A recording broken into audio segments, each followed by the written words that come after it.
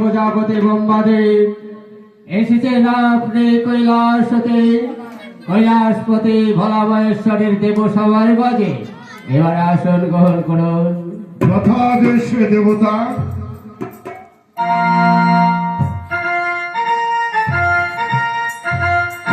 জয় ভোলা মহেশ্বরের জয় হোক, জয় ভোলা মহেশ্বরের জয় হোক। ধর্মরাজ এসেছেন আপনি কৈলাস হতে। কৈলাসপতি ভোলা মহেশ্বরের দেবসভার বাজে এবার আসন গ্রহণ করুন। বেশ, তাই করছি।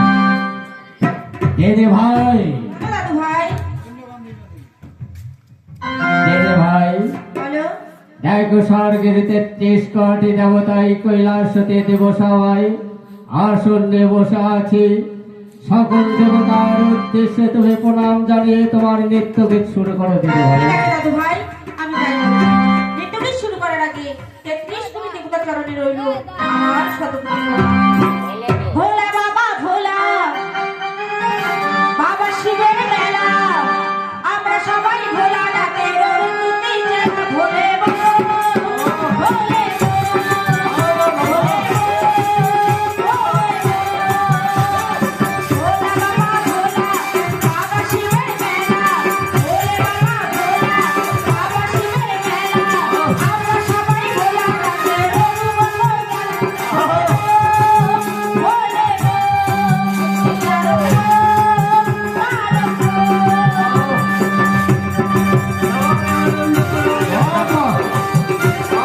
অপূর্ব, অপূর্ব তোমার নৃত্য দিদি দিদি ভাই, অপূর্ব অপূর্ব।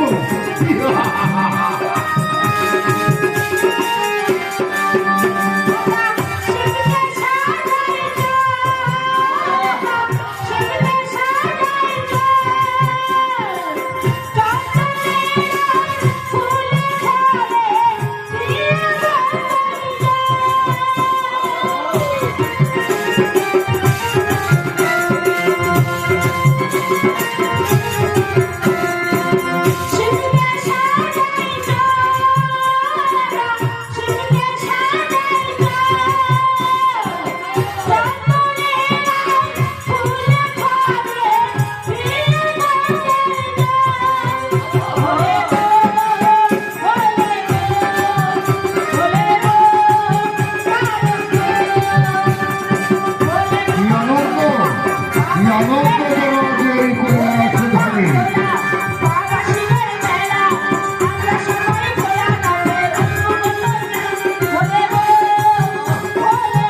বাবা,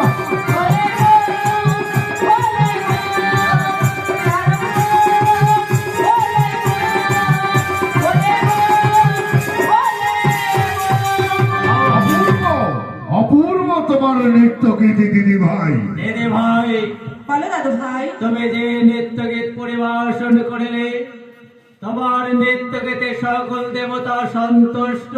ভোলেশ্বর আর সকল দেবগণ সন্তুষ্ট হলো, কিন্তু আমি সন্তুষ্ট হয়ে যাই।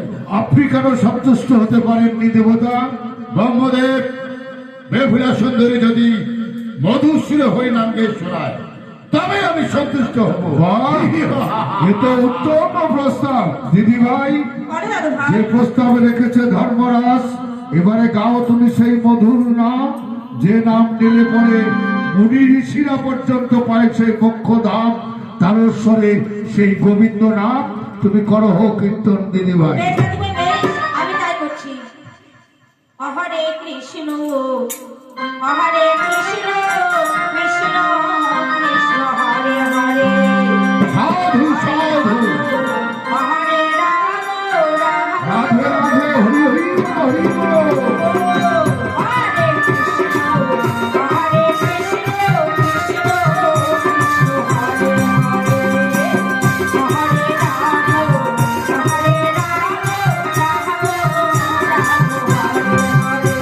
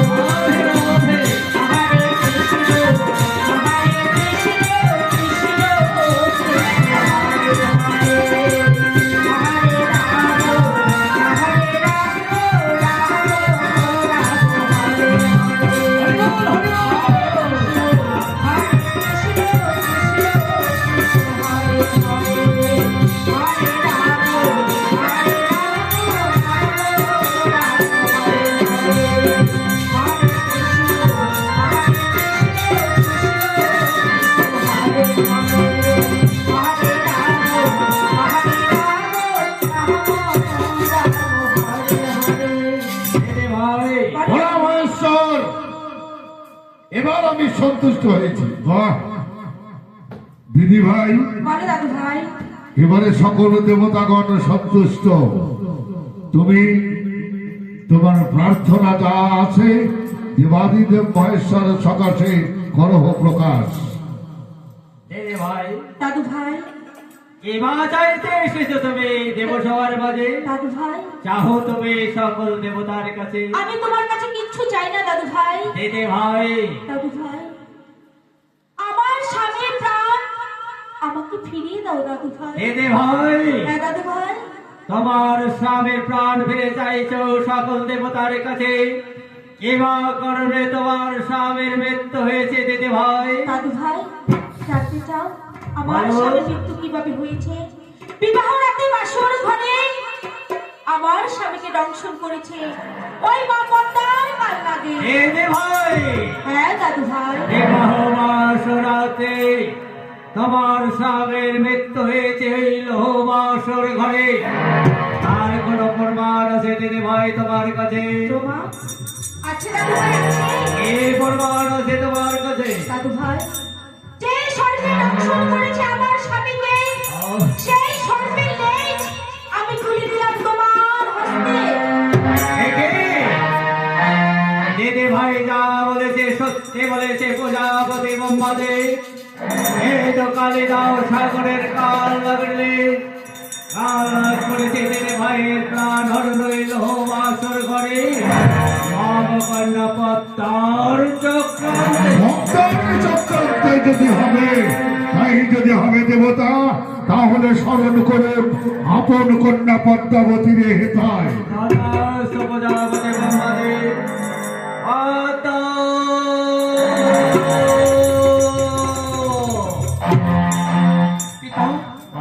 কেন কেন আজ সমাজে করেছে আমায় সুরক্ষিতা? আজ কেন তোমায় দেব সবাই আমি স্মরণ করেছি? একমাত্র ধাম হইতে মানব নারে এসেছে এই দেবতার কাছে তার মৃত্যু স্বামীর প্রাণ ফিরে চাইতে। কেন সেই মানব নারীর স্বামীর প্রাণ হরণ করেছে তুমি লোহবাসর এই কি ঘরে? বলছো পিতা?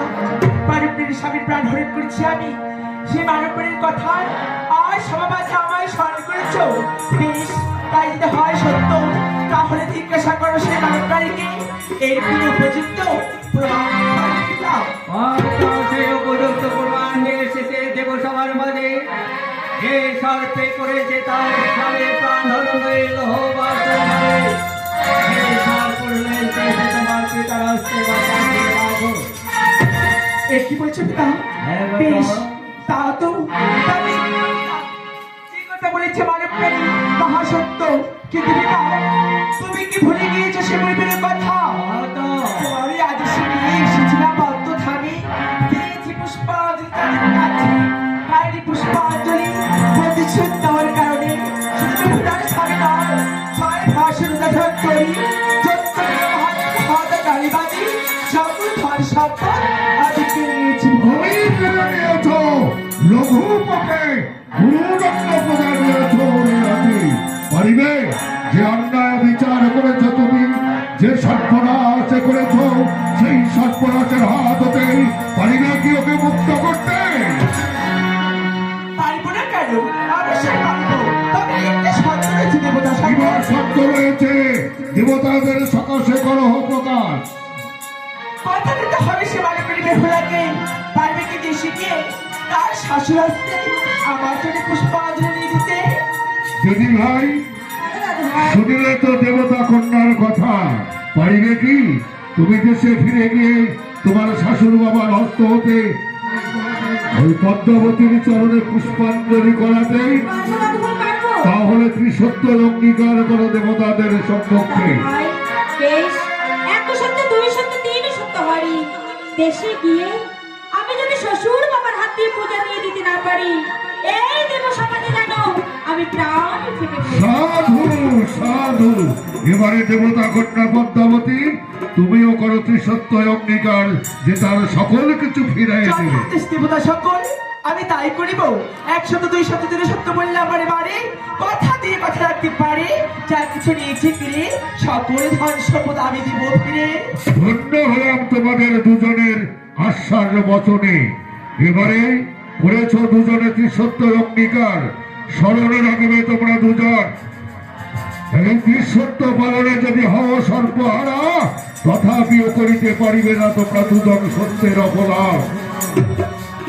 যাও, এবারে লক্ষেন্দরের প্রাণ তুমি ফিরিয়ে দাও। বেশ, বেহুলা সাগরের জলে ভেসে এসেছে দেবপুরে স্বামীর বাঁধবার জন্য। তোমার স্বামী ওই হারস্থিত কোথায় রেখেছো বেহুলা? বাড়িতে রেখে রেখেছি মা। আর নিয়ে এসো বেহুলা। বেশ,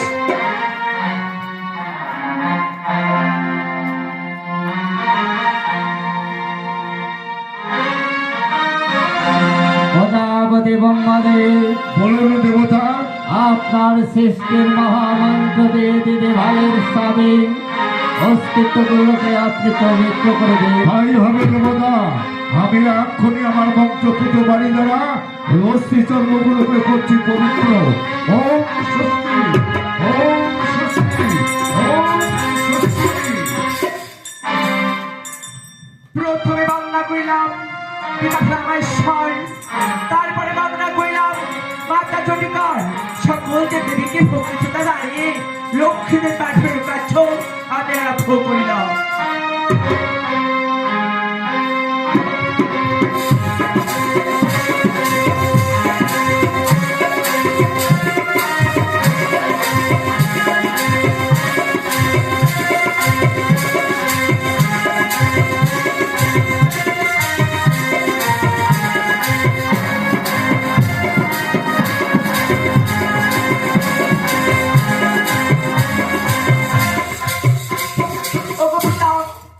সকল দেবতা মিলে যেমন সৃষ্টি করেছে লক্ষ্মীত দেহখানা, তেমনি কাল লোকে বিষ্ণামিছি, কিন্তু পরমাত্মা আমি কিছুতে ফিরিতে পারবো না পিতা।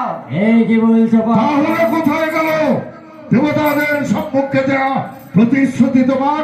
আজ আমার ইচ্ছে হচ্ছে অভিশাপে ভস্মীভূত করব তো হও প্রজাপতি ব্রহ্মদেব। পদ্মাও, পিতা কেন তুমি পারছো না লক্ষেন্দরের প্রাণমাত্রা ফিরিয়ে দিতে? লোক পিতা, পদ্মাও, আজ কেমন করে আমি ফিরিয়ে দেবো লক্ষ্মীদের পরমাত্মা? আত্মা রয়েছে ধর্মরাজের কাছে, ওই ধর্মরাজকে দেখতে পাচ্ছি না। সবা মাঝে পিতা ধর্মরাজের কাছে। তাই যদি হবে দেবতা, তাহলে আপনি স্মরণ করুন ওই ধর্মরাজকে। তথাস্তু প্রজাপতি ব্রহ্মদেব। ধর্মরাজ,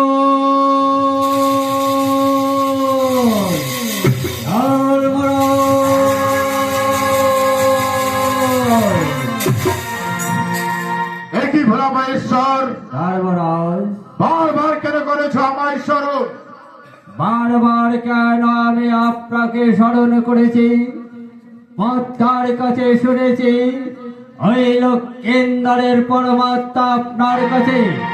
এবার লক্ষেন্দরের পরমাত্মা ফিরিয়ে দিন ধর্মরাজ। ভোলা মহেশ্বর, ধর্মরাজ, লক্ষ্মীন্দরের পরমাত্মা আমি ফিরে দিতে পারবো না। ধর্মরাজ, কেন পারবেন না?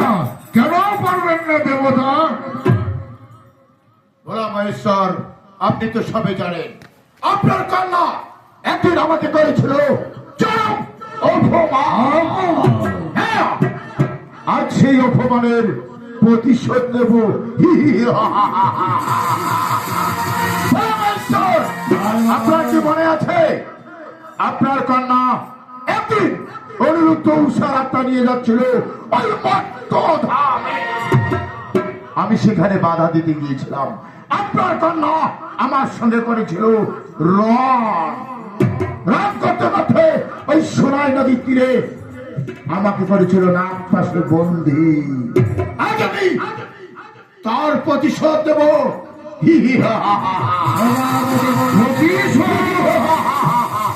প্রতিশোধের নেশায় আজ আপনি টকবক করে ফুটে উঠছেন দেবতা।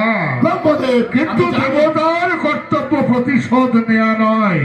দেবতাদের কর্তব্য হচ্ছে প্রার্থীর প্রার্থনা পূর্ণ করা। জানি জানি আমি। দেবতা কন্যা পদ্মাবতী যদি আপন সকাশে করে থাকে, এতটুকু ক্ষমার আপনি নিজ গুণে ক্ষমা করে দিন। আজই ওই দেবতা কন্যারে। আর দেবতা কন্যা, তোমার আমি বলছি, ধর্মরাজের কাছে করেছো তুমি অপরাধ, যার কারণে আজ তুমি ধর্মরাজের কাছে মার্জনাই চেয়ে নাও। যথাদেশ দেবতা। ধর্মরাজ, সত্যি আমি সেদিন অপরাধ করেছিলাম, কিন্তু জানেন কি ধর্মরাজ, আজ না হয় লক্ষ্মীর প্রাণদান, থাকবে না মহিমা প্রচার। তাই তো আমার মহিমা প্রচারের জন্যই আপনার কাছে আমি ক্ষমা চেয়ে নিচ্ছি। লক্ষ্মীর পরমাত্মা ফিরি ধর্মরাজ।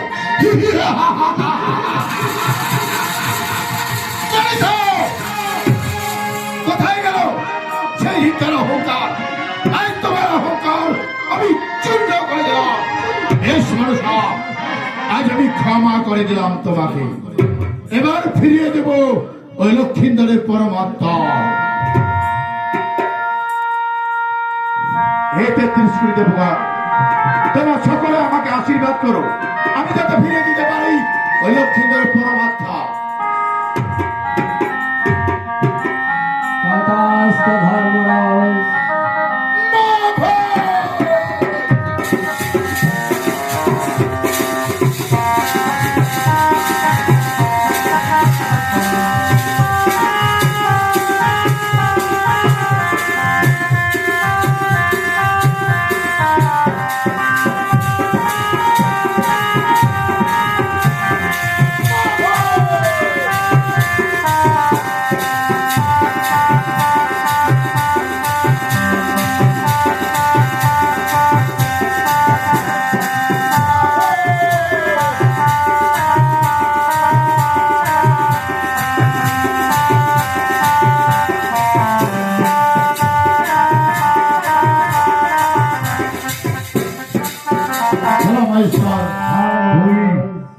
কোন সতীনার যদি স্পর্শ করে তবেই ফিরে পাবে ওই লক্ষিন্দরের জীবন। দিদি ভাই, বলো দাদু ভাই।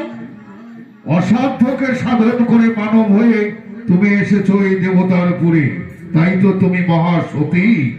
আমি তোমায় সতী রক্ষা দিলাম, স্পর্শ করো, জীবিত হবে নিজ পতি। বেশ দাদু ভাই, আমি তাই করছি।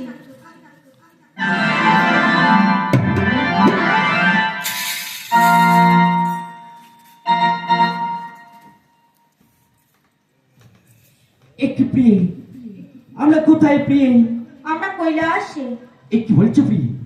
ওকে প্রিয়ে, আমরা ছিলাম সেই লোহমান্য ঘরেই, আজ কেন কৈলাস প্রিয়ে প্রিয়ে?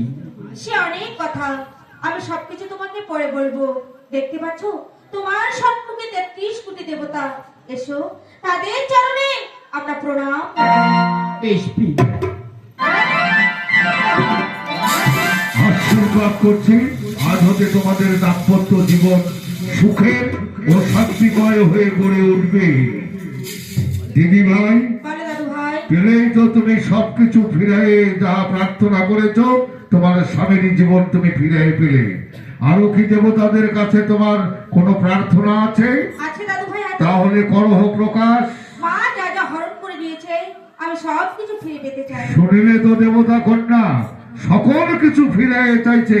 প্রতিশ্রুতি প্রদান নিলে তুমি দেবতাদের সম্মুখে, এবারে তুমি তোমার প্রতিশ্রুতি পালন করো। বেহুলা, বলো মা। আর বিলম্ব নয়, ওই যে দেখ বেহুলা কালে যায় সাবিত্রী এক এক করে সকল ধন সম্পদ ফিরে পাবে। তাই তো আর বিলম্ব না করে এই ভূত যাত্রা কর, রাইল কাণ্ডে ধরে ওই চম্পক নগরে। বেশ মা বেশ।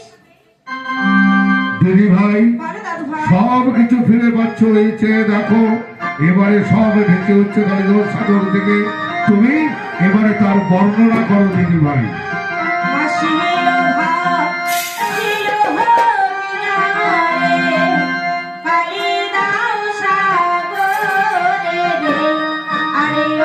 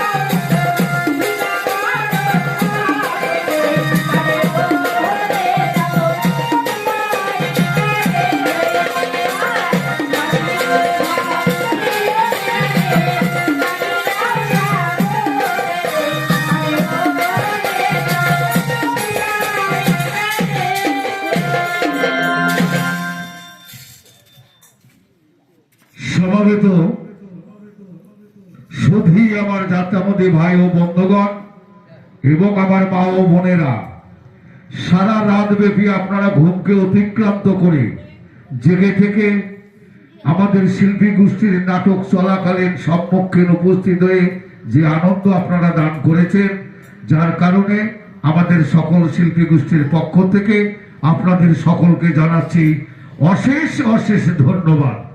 ধন্যবাদ জানিয়ে আজকে আমাদের যাত্রাপালা এখানে সমাপ্তি ঘোষণা করব। হয়তো যাত্রা পরিবেশনকালে আমাদের অনেক ভুল ত্রুটি হয়ে গেছে, আপনারা নিজের সন্তান, ভাই এবং বন্ধু বলে এবং এই উত্তরবঙ্গের শিল্পী ভেবে আমাদেরকে ক্ষমা করে দেবেন। আপনাদের কাছ থেকে ক্ষমা চেয়ে নিয়ে আপনাদের সকলের শুভ এবং মঙ্গল কামনা করে আপনারা সবাই সুস্থ থাকুন, ভালো থাকুন, এতটুকু আশা রেখে যিনি এত অর্থ করি খরচ করে যে মারেয়া মহাশয় গানের আয়োজন করেছেন, মায়ের পূজার আয়োজন করেছেন, তার মনোবাসনা যেন পূর্ণ হয়, এতটুকু আশীর্বাদ রেখে আসুন সবাই মিলে মাতৃচরণে প্রণাম জানিয়ে শেষ করি আজকের যাত্রাপালা। দেখুন, মুছিল না স্মৃতির সিঁদুর, ভাঙিল না হাতের শাখা, থমকে দাঁড়ালো সকল দেবতা। সতীর পরিচয় দিতে শেষ করলাম আজকের যাত্রাপালা। জমে দুয়ারে সতী বেহুলা।